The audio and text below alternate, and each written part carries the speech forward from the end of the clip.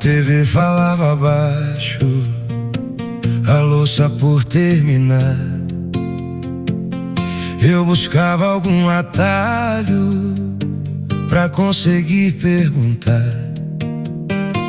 Você mudava de assunto, eu deixava pra depois. Cada frase tinha um fundo que não cabia entre os dois.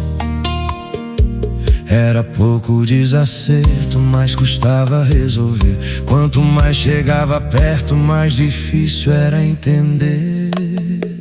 Havia um ruído de fundo tomando conta do ar. Eu inventava outro mundo no que você não quis falar. A gente ouvia o receio antes de ouvir a razão, e o silêncio pelo meio distorcia a intenção.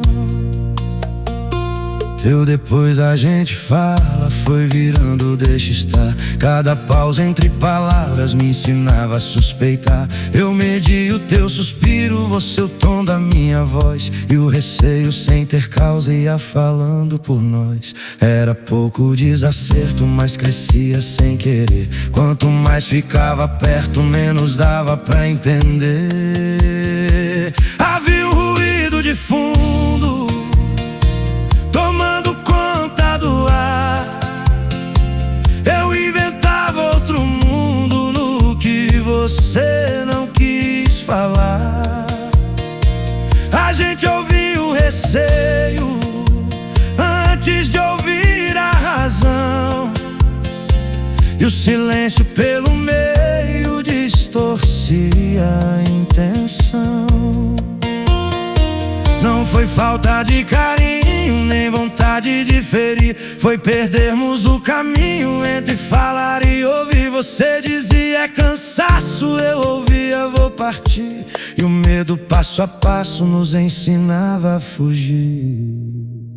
Havia um ruído de fundo tomando conta do ar. Cada um criava um mundo sem deixar o outro entrar. Já não ouvíamos direito nem a própria intenção. Cada medo dava um jeito de aumentar a distorção.